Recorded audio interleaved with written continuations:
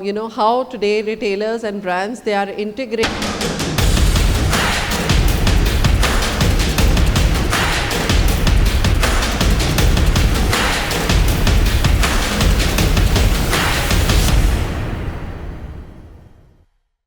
their playbooks and making sure that the growth that they are achieving in their organizations are leveled up and the resources are well managed in terms of helping them to expand their organization and to build maybe public companies in the years to come. So we have a stellar panel here today who are actually building some great stuff. They are great brands, and they're keeping their consumers extremely engaged, whether it is on digital or through their physical presence.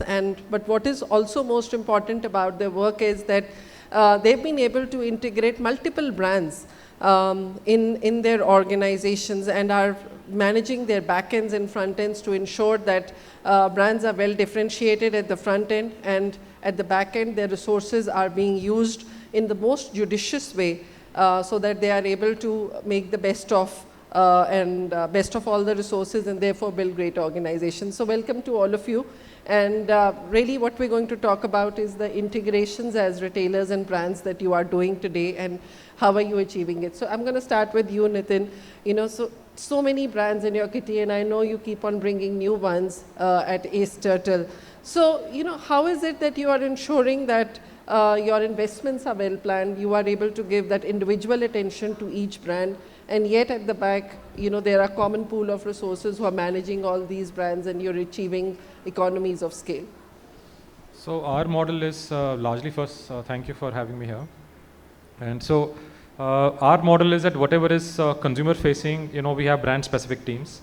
So that would be marketing, that would be retail, that would be, when I'm saying retail, it will be retail identity and the experience. And then, you will also have product, which is again very, very important because we're largely, into fashion. So these are all, brand specific teams. And then at the backbone, there are the technology, supply chain, projects, finance, and all these functions are all kind of common. We don't have a sales team in our company, because we work slightly differently, because our background is we were a SaaS company. And then, post the pandemic, we decided to, take over the business of some of our clients. So we took over, 3 brands from our clients, 2 from their own subsidiary, 1 from another licensee, and that's how kind of our journey started. So for retail ops, for example, we have our own app which we call Connect. That app takes care of everything, because when we started off, initially our whole thought process was that, we are only in the omnichannel commerce space. We are the market leaders here. And, this will help us in, scaling up the brands, as we get into the licensing business. So we take over the brands and then we kind of scale them up.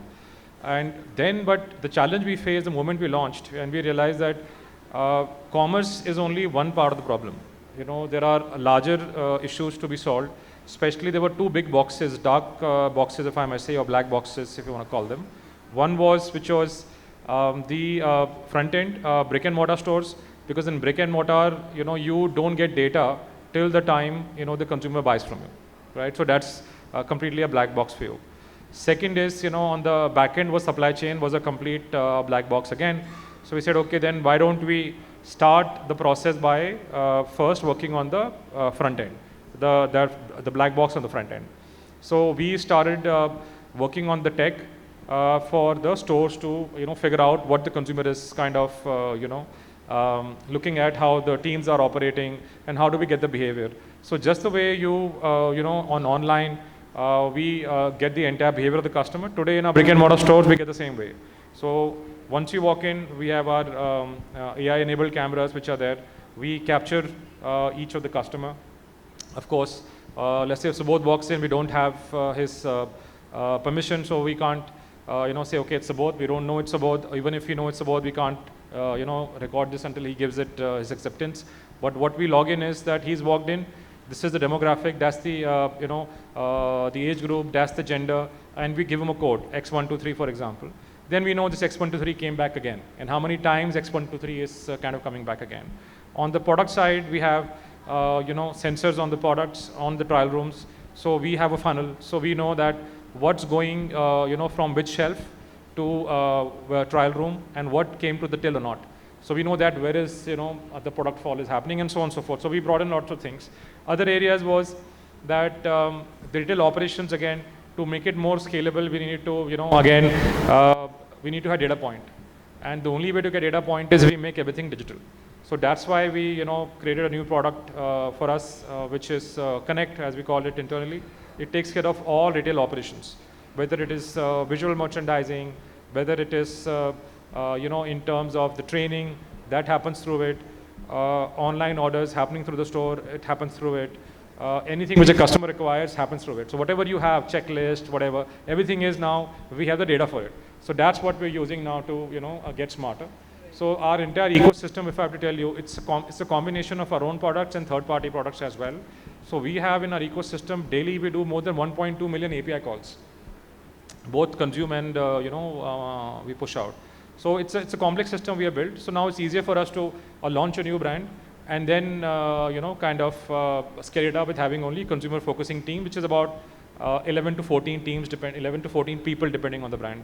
But again, we realized last year, it worked brilliantly well for fashion, but didn't work for toys at all, right? So I think that's also a learning. Yeah. And I think a lot of this thing is very category specific, and now I think we are trying to work towards that.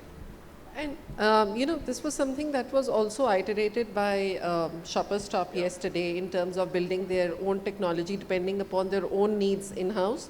And I think you also pretty much harped on we write our own code. So that's the largest team which we have. So because that's again, because we came from that background. Right. Yeah. And do you think, particularly for a lot of retailers who are looking to sort of build their technology in-house, what are the advantages and benefits of it? Versus via we buy something off the shelf and integrating it in your tech ecosystem? Well, that's always a question of build versus buy, right? And I think there's no easy answer for it. So in our organization, we had the same challenge where any new product, somebody would pitch to us, we'll take it to our tech team, and the product managers will say, oh, we can do this better and blah, blah, blah. And you can't do everything yourself, right? There are people who are good at doing something, and it also helps you buy time because that's the most expensive currency today. So then we also brought in a structure where we have CIO as well. So now what happens is now the CIO takes a call on what's going to be built, what's going to be bought, and then the build is given to the CTO and the product teams. They build it, and the buy decision. So the entire, I would say, the enterprise architecture is defined by the CIO, and the CTO and the team are actually building it. But again, there's no easy answer. But somewhere, to give you an example, we first used POS, right, when we started into offline retail. And we realized, we thought actually at that point of time that POS, the problem has been solved because everybody's using a POS. And then we realized POS is not solved because, the way our system works in everybody's system, I'm sure also progressing in the same direction because now you're doing a lot of things from the POS, and all these POS were legacy which were built for only the offline world. Now your offline and online are merging, right? So they need to consume data, push data in real time, close to real time. There's a lot many functions which you want the POS to enact for you. But the POS was not able to do it, so we built our own POS. To give another example, a simple example is in ARS, and auto measurement system. The problem is solved, and why do you want to waste our time in building something like that? So problem is solved, and we take it. But again, on the enterprise architecture, CIO takes that call, a build versus buy. Sure.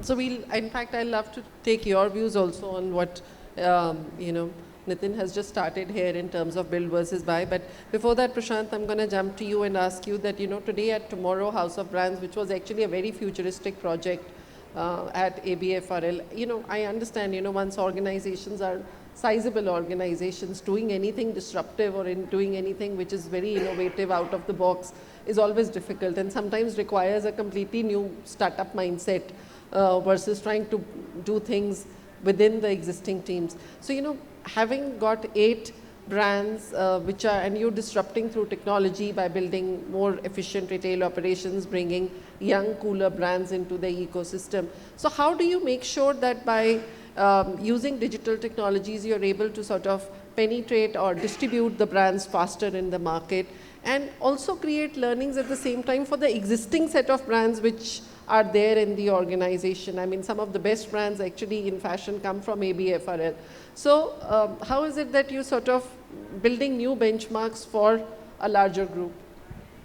Cool. Thanks for having me over. I think our journey is a slightly different one. So our genesis from the beginning has been.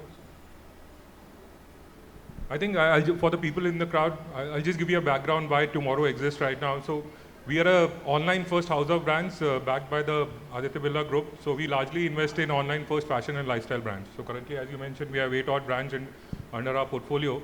And our thesis is why the genesis of the company happened is while we are very strong in traditional offline brands, like some of the brands you mentioned, I think there's an online customer, the young online customer which is there, and we now have a portfolio of brands to cater to the needs of this customer. For us, for most of our brands, the genesis has been online. For us, the journey is the other way around. So we started online, for example, Bewkoof has been an OG of expression wear in the country. For a long time in its journey for 12 years out of 14 years, it was only present on D2C, its own website. And we believe that while it was good for the brand at that particular juncture, but now the consumer behavior is changing dramatically. Consumer is shopping omni. While omni-channel is a buzzword right now, I would say for us it's a reality. So we want to be present wherever the customer is present. Wherever our customer is shopping, be it D2C, be it Myntra or other e-commerce platforms, be it quick commerce, be it offline. So we are expanding in offline as well. And for us, we look at customer as one entity across the different touch points. And for us, like some of the points what he was mentioning earlier, so we manage the entire data across channels. So that we have a one CRM view of the customer where the touch point happened. And how do we keep the customer engaged across the different touch points that we have. Adding to some of the points which were mentioned earlier, I think tech remains a very strong backbone for us. How our model works is it's a balance of centralized and decentralized. So wherever we think that scale and expertise can bring better customer experience, we have a centralized function. Like for example, the biggest team for us is tech. It's all centralized. We have our own tech stack which supports all our brands. However, for functions like merchandising, design, where speed to execution, speed to market is the key, those are all decentralized. Yeah, and how we are looking at ensuring a seamless behavior across all our brands is once you have success is happening in some of the brands, it's very easy for us to copy it across rest of our brands. So that makes the journey very easy. Coming to the last part, how we are ensuring that our parent company also gets the benefit of it. So we do have a lot of knowledge sharing with the parent company where we get a lot of learning from the parent company, given the parent company has been there in fashion and lifestyle for quite some time, in offline for quite some time. However, we bring in the new tech experience and we share it with the rest of the brands. Yeah. Sure. No, I think that's the only way for organizations to grow because otherwise, being in a more heritage style of working in today's world is not going to get you very far. So I think kudos to the fact that you've been able to get it right because I know a lot of initiatives that have been undertaken and which couldn't sort of find the light of the day. But I think great. So I'm going to come back to you with more questions, but I'm going to jump on to Subodh. Subodh, we've seen HomeLane in the last 6 years becoming a profitable startup, and you've also been going with a great organic expansion. You've been opening stores which are experience centers, even franchise stores, and at the same time you've also been working on inorganic expansion, and you've recently acquired Design Cafe. So my question to you is, when you bring and Design Cafe was no small organization itself, it was a big company. So when you actually integrate a new organization in an existing startup, particularly, and I say a startup culture, which of course it does not have like years and years of either people bandwidth or so everything is new there too. So how do you make sure that you are seamlessly blending that new acquisition or the new organization in your existing organization without creating too much conflict and chaos, because that wastes a lot of resources. And with what thought do you acquire that company, and what is it that you're looking to achieve in times to come? Sure. So thanks, Ritu. So see, at HomeLane from last few years, we have been trying to take a balanced approach of organic and inorganic growth. While, as you mentioned, in organic side, we are looking at geographical expansions and taking new channels like like Prashanth said, we started with online D2C sort of a customer acquisition strategy, mostly acquiring digital. But now we are focusing more on offline channel acquisitions, tie up with broker partners, builder partners, etc., and growing that way, doing more franchisee stores to be more close to the ground, and particularly with expansion into cities like Siliguri and Tirupati and Jamshedpurs like that. So now this is the overall HomeLane stage, where now we are looking at new customer segments, new customer channels, etc., for organic growth. However, inorganic has helped us to use it as a multiplier effect to all these initiatives which we are working on. So from last few years, we have acquired a couple of technology companies. They helped us with better visualization of 3D designs, 3D rendering, etc., which in turn helped us give our customers one-of-a-kind design experience now, very fast in 3D, very seamless. So that was one. So that was on a technology front. However, our biggest acquisition was Design Cafe, as you mentioned, and it fits very naturally because both the brands were trying to solve the same problem, how to organize and bring reliability to home interiors space, which is otherwise very unorganized and unreliable. So since we were solving the same problem, it seems like a natural fit for from both top line and bottom line growth to bring in more efficiencies of scale. So that was the rationale to be able to acquire Design Cafe. Now, obviously, there would be challenges and conflicts when we are merging or we are integrating the two large teams together. So for that, our approach has been phased and clear to be able to minimize this. So I'll cover a few points here. So one is, clarity on why we are doing this. So we emphasized again and again that, okay, the mission has not changed. Mission is to provide seamless customer experience in interior space. Now, this helps leaders and teams to choose best of both organizations while making a choice. If there is a choice to be made, if there is a selection to be made, we go this route or that route out of the two brands, they decide basis customer in mind and not creating conflicts with egos, what they were doing. And so this is one. So clarity on why we are doing this was very, very important. Second is how commercial alignment is. So when do these acquisitions, we try to do with minimal or no cash deal. It's mostly equity deal, so that everyone involved in the ecosystem has the skin in the game, the one who acquired, one who got acquired, to make it successful anyhow, to get whatever returns for everyone involved, stakeholders, shareholders, everyone. So these kind of deal structuring helps bring the dealer alignment. Third is, I think, respect for what's working. So doesn't matter who got acquired or who acquired, there were two well-functioning brands, and we need to have that respect for each other, and we need to draw the line that, okay, they continue to operate with as much independence as before.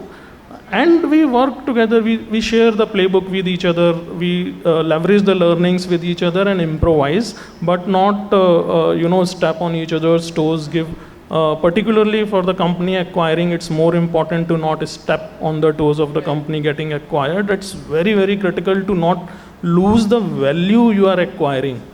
And last bit was the phased manner. So we started with the low-hanging fruits, back-end supply chain, sourcing, procurement, technology, platform, so that you can quickly build on those efficiencies of scale and bring the optimism about the acquisition. Everybody could see profitability increasing and things becoming more efficient for both the brands. So that helped gain teams trust with each other to then work on more sensitive verticals like marketing and all that. So far it has been working fine in this manner for us. Sure, no, I think that's great insight that you've shared, of how to really put and stitch a company together when you've actually got a new one into an ecosystem which is as large as yours. So therefore, putting the resources well. Which also brings me, since he was answering it, today we're seeing a lot of house of brands which got built in the last 3 years. And some of them, of course, are, having a tough time. It's anyway, the consumption has been seeing a certain slowdown. So do you think we'll see acquisitions in house of brands to house of brands in the coming times? I feel there will be. Yeah? Right, and I'll not be surprised if discussion not already going on. So, but that would be a big investment because it comes with almost like a portfolio of 8-10 brands, and even if you're managing 8-10 brands of your own and then another 10 brands. But we're already seeing that everybody's pruning the brands because some brands will work, some brands will not work. So I think the pruning has already happened, but I think consolidation is bound to happen. There's no doubt about it. The biggest challenge which has happened in the scale up of house of brands, typically say in 2021, 2022, when a lot of house of brands came into picture, is easy money was available, and so you were gathering a lot of businesses, I won't call them brands, that's true, to get Build to a brands. certain top line and a certain valuation. Yeah.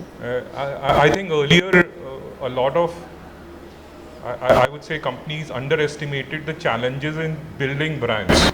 And in that context, our thesis right from the beginning has been that we'll invest in brands which have a consumer first proposition.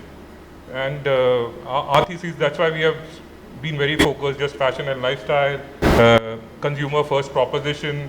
If the consumer first proposition is weaker, then the first thing that we invest is in how do we build that a stronger one. I think for us, seeing what's happening around in the ecosystem, I think it's a natural outcome when you do a spray and pray approach and gather a lot of business on the back of the investment that you're doing. Yeah. Sure. You want to add to it? No, I think he summed it up very well. Yeah. So, I know, Nitin, that you play in more the premium space. I'm seeing a lot of brands, even Shoppers Stop for that matter, they're also sort of thinking more premium in their outlook of how they want to do it. So how big is this space, I'm suddenly seeing a very renewed focus which is happening on premium, building a portfolio of premium brands and even international collaborations, which is very big in this whole scheme of things. So where do you see a big opportunity in maybe 3 or 4 years? And do you think building a premium portfolio gives you a certain edge which maybe, let's say, a mass or a masstige brand doesn't? Yeah, from a business strategy perspective, return on capital is important. So a value brand takes a lot more patience and capital, and of course time. So we deliberately wanted to focus, on the slightly upper end, which is more on the middle end and upwards. But the space we look at, we don't define it as whether it's, to say, is this where we are and we should be having something there as well. But how we look at it is that our focus is very clearly on the Indian middle class, right? And of course, there are various numbers and very difficult to really get the right numbers in a country like ours. But we look at it, that's more like a 300 million kind of people market, right? So that's what we're looking at. So there are, and that's a big chunk, right? So there are people who are coming from value into this segment, and there are people who are also graduating from this segment to something premium. So what we're looking at is only that, middle class and how it's evolving.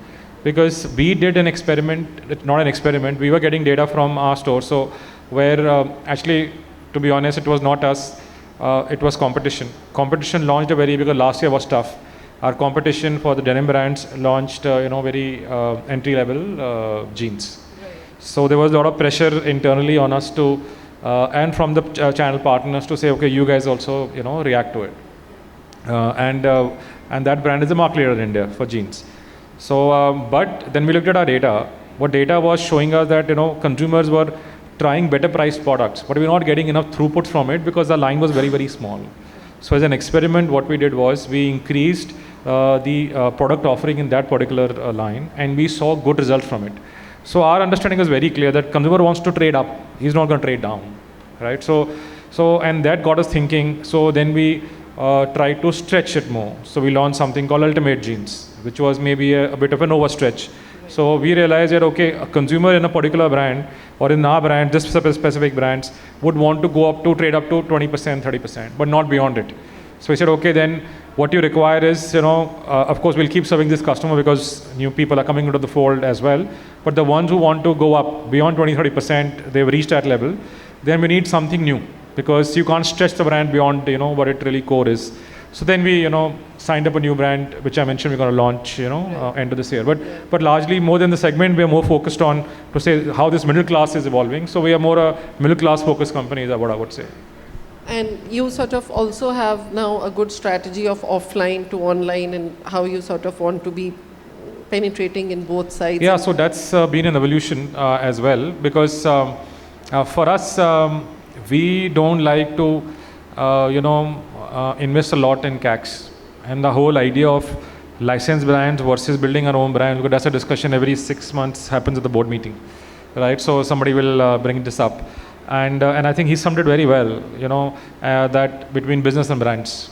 So because since we were very close to the online space earlier in our previous avatar, we could see, the CACs were crazy, right? And we could also see there were a lot of D2C brands, the moment they start deploying money, the sales start plummeting, right? So we said, okay, then we want businesses which have where the CACs are low, right? So that's the reason deliberately we go for brands, which have, awareness in India. So we know, that what's the X amount of money we can build to scale it. So what we require to scale it. So that's largely been our model and our route. Sure. Prashanth, you've got very cult brands in your portfolio, largely licensing oriented, which he just pointed out. Do you feel that is the future? I'm already seeing a lot of brands today being built from the licensing side, with the foreign flavor and an Indian audience, and then sort of matching the lines, the product lines to sort of match to what the Gen Zs and the alphas want in today's market. So therefore, how are you sort of making the most of licensing as a strategy to build brands? I think for us, licensing is relevant for our expressive wear brands, right? Where we might be using some of the global licenses, be it Disney or Warner or some of the other partners that we have. But however, I would again go back to staying true to the core of the brand is what is most important for us. For example, Bewakoof is an OG as far as expression is concerned. And that involves all kind of expression, including some of the brands that I mentioned. So if you are being able to remain true to, okay, you remain the number one player as far as Gen Z is concerned and expression is concerned, I think we are doing justice to the journey we have undertaken with the brand. We use licenses, I would say, judiciously. From a perspective, okay, if certain licenses resonate well with our TG, then why not? So then we partner with the right partners. However, all our brands are India first brands. So we don't have a single brand in our portfolio. We have got a foreign brand and we are relaunching it in India. These are homegrown brands. However, whatever is the need to partner with some of these licenses, we do partner. Yeah. So, when you actually partner with them, or you've not felt, we've just seen a Juicy coming in and, we'll see all kind of Juicy lines being done in India. So you've not felt the need to do something like that? Not even maybe somebody also who has a licensing vertical. I don't see Indian brands licensing themselves so much, which they should. A Parle-G is such a great brand that candy that they produce. We've seen Perfetti being Chapa Chips and putting left, right and center, but nobody wants to do it in India, though those candies and stuff like that are so good and well known in India. So you don't want to do an experiment like that? So we do a lot of topical stuff. So and topical stuff, whatever is, so we have capabilities in-house. Okay, whatever is the trend today, suppose we launch something, there's something trending in your event today, then I can launch a merch in 4 days. So that's how we catch up trends. And whatever be the trend, if candy is the trend, then definitely you will find it on our merch. So we are very agnostic to whether that trend has something to do with the Indian brand. We are more trend focused. If it is trending, then why not? So we are agnostic to, like, we don't have biases around it. That, okay, this is born in India, this is born outside India. If it is trending, relevant to our consumers, then why not? Yeah. Sure. Yeah. Subodh, let me ask you this, that, quick commerce, I think we've discussed it like to the last point yesterday about the importance of quick commerce and how the verticalization of quick commerce is now going to be very important and something as a trend we will see. In furniture, how do you see the quick commerce trend playing for you in the coming times? Sure. So I think in home interiors particularly, we are little far, maybe a year or two far from to reach that stage. If I compare with fashion, we are at a stage where, in fashion brands were emerging and Indian consumer was shifting from a tailor-made, custom-made garments to a branded garment.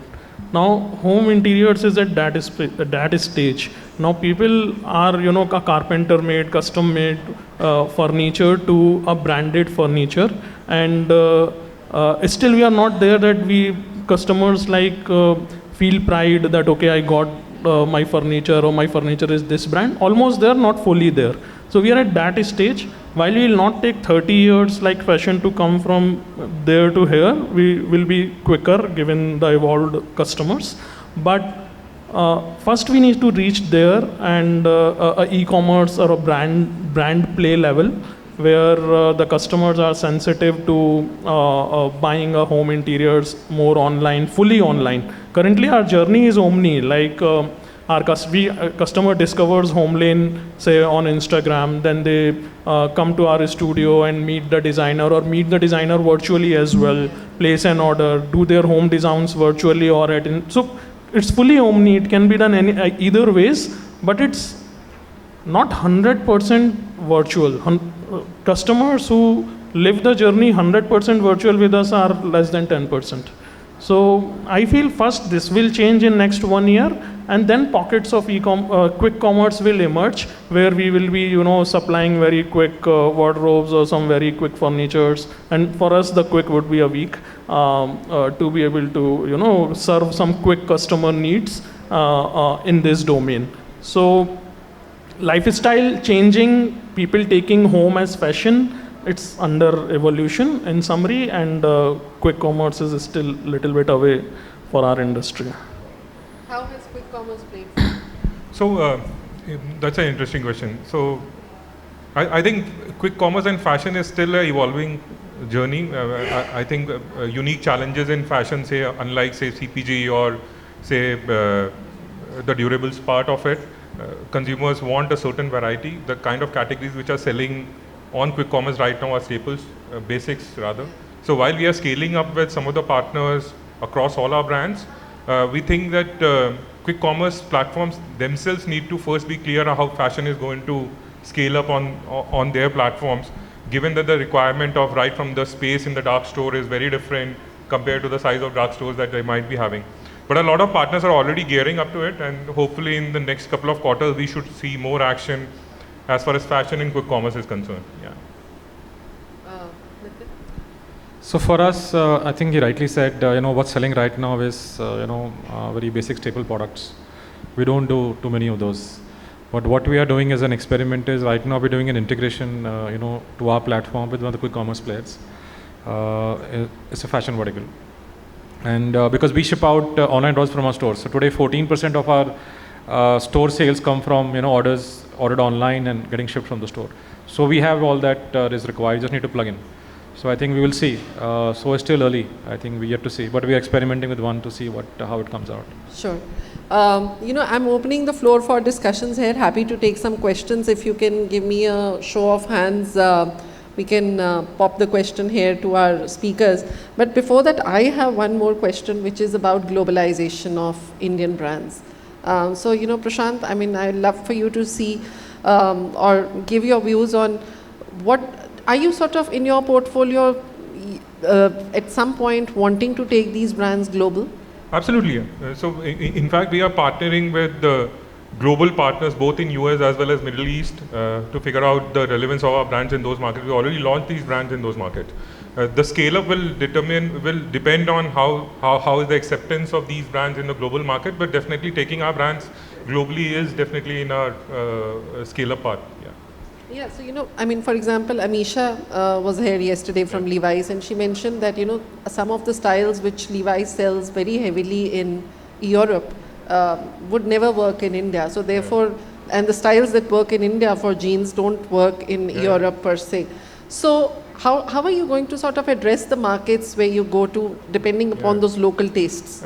I would say that that's true for any market you enter. So first you got to understand the market, what sells in that particular market compared to the market you're already selling in. You go to Amazon US, for example, and type t-shirts. The largest selling t-shirts over there are regular size and in packs, which is very different from, say, an Indian context where every youngster is wearing an oversized t-shirt with some expression on it. So I would say that understanding the local markets, local taste is par for the course for any brand trying to crack a certain market. And then tailoring your offering to those markets definitely is required. I would say that's an hygiene for us to be able to scale up. Even the sizing is very different. You go to the regular size in India would be very different from, say, a regular size in US. I think these are the nuances which any brand which is entering a new market has to keep in mind. So we are cognizant of it, but we definitely want to try out these international markets, see how the scale up happens. We are already partnering with the known players in the respective markets. Yeah. And from an organization play, how do you sort of build a global strategy? Do you put up, I mean, I know the traditional way was to put up offices over there, put up teams over there. So today, what is a good strategy to go global? I think in an e-commerce world, a connected world, I definitely don't think you require local teams. You can still, sitting in India, ship to US, ship to Middle East. Till the time you attain a certain scale, I think that's the best way to scale up your brand. So digital first strategy. Yeah, digital first. And for us, it's similar to, given that all of our brands have D2C businesses, for us it's another D2C channel or another online channel through which we service our customers. So it's no different. After we reach a certain scale, definitely we can think about opening local offices, but not immediately. I think solutions which are not available earlier are available now. Yeah. Sure. Subodh? So for international expansion per se, we are still exploring, and for us it may not be very fast because our business has a lot of physical aspects to it. Whatever happens at a customer's house, even if you can centralize some bit of production, a lot of work like last 15-20 days a month work happens at the customer's house with physical labor doing that work, be it painting, false ceiling, whatever in the home interiors. So building local capabilities is of utmost important, and last mile delivery is what wins or builds a brand. Marketing is one thing, but a brand building happens at the last mile delivery of the product. So for us to develop that local capabilities in the market and do the whole international expansion, while whatever Prashanth says, local sensibilities, preferences, etc., keeping in mind that supply chain capability is a very critical thing. So yes, we are exploring that, but it's still early for us, and it will happen one market at a time. It will not be a very, very fast expansion for sure. So net more than D2C, online and all, more than the marketing side of the problem, it is supply side of the issues. Sure. Do we have some questions in the house? No questions right now? Dim the lights a little. Okay, so before we conclude this session, one final sort of thought that I want from you is that how do you sort of build that culture along with building an organization today? I know the culture itself has so many nuances to it, and there's so much upskilling which is required. So therefore, let's say 5 years down or maybe 7 years down before COVID, the way we used to think of culture to what we think of it now, how it has changed. Is the culture more tech-based, or is the culture still about binding teams together and making sure, that everybody is on the same page, given that, even the employee loyalty is so dynamic today that it doesn't happen. You don't know what they're thinking. So in our case, we have two worlds, right? We have, because from the SaaS vertical, those guys, largely tech organization. And then, on the retail side were the people we hired in the last 3 years or 3.5 years. And we did have a challenge on integrating both, because both think, differently. But there is middle ground we are finding. And some of the concepts mostly from the engineering side, we have taken up on the tech side, like the daily stand-ups, which happen, like the sprints which happen. So those things we have started taking on to retail. But for us, what we realized was that food brings people together. Because the biggest mistake we made was that we had one floor with the tech guys and one floor with the rest of the people. We ourselves created those physical boundaries. Yeah. So now we're bringing everybody onto one floor, create a large pantry to say, okay, let everybody sit here and have food together. And we are saying we do every 60 days, we throw a party. Only because these guys come together and have discussions, because they all happen outside of work. And we are seeing that, things are kind of, working better. But I would say in our case, it's still work in progress. And you're also building an incubator. So many startups are going to be born. Yeah, but what we do is whoever leaves from our site to, start something new, we always cut a cake and we try and become the first customer. Right. So that's what, we can do. I think that has to be the spirit. I think that's the way to go. See, for us, I think that's a very valid problem for organizations which are trying to scale up fast. Given organizations are set up as different functions or departments, and it's very difficult for those departments to come together. So how we address this is all our teams are cross-functional teams linked to a business outcome. So you will have a product guy sitting over there, you will have a design guy, a sourcing guy, a growth guy. Everyone are part of one team aligned to a common goal. So the moment that happens, the goals are aligned of the different functions, and the success of that team depends on whether that goal is getting achieved or not. And definitely celebrating smaller win is the other thing that we do quite often, because I think that builds a culture of feeling that you're succeeding, and success breeds success, as we call it. And that's another thing which we look at. Yeah. So for us, again, since there are so many moving parts, so many categories coming together at the final customer's place, chances of something or the other will go wrong in between is high. So while we try a lot on technology and all, I'll cover that, but I think the right customer-centric culture is of utmost importance, because ultimately it's the salesperson or the interior designer or the project manager or the person working under site. These people carry the weight of a good delivery.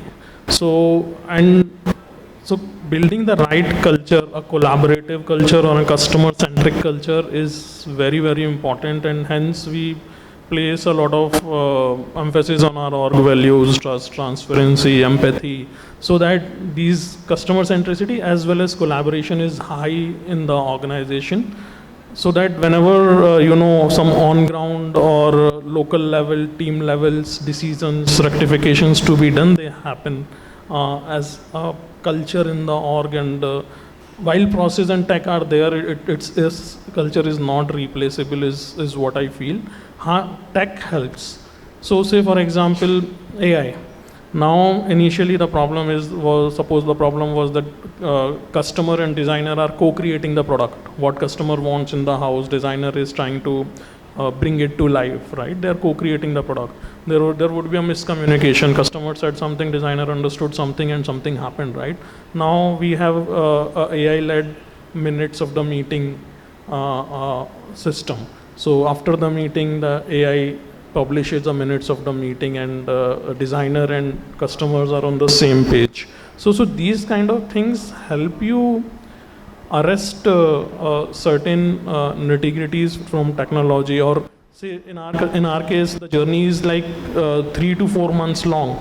First there would be a salesperson, it's a relay race, then a designer, then a project manager, and also there could be a gap between the understanding from one spoke to another when a customer is being passed on, right? So how do we ensure that none of the information is missing? Again, tech, we use a lot of tech. So we use it, tech makes it easier, but I feel that it cannot replace it, and for us it becomes very, very important, and hence in hiring and everything we test for those values very, very, very strictly. Great. So thank you very much for these wonderful insights, and I think some of them are going to be very relevant. I today see, Nitin, like yourself, a lot of tech background people who want to build their own businesses, e-commerce businesses on the front end. So I think, not just your business, but your journey itself is going to be an inspiration to so many people who want to build up e-commerce and large organizations in this space. So thank you for all the insights, Prashanth, Subodh, for sharing here. Thank you. Huge round Thank you, of everybody, applause for to our panelists for bringing such great, wonderful insights to the table here.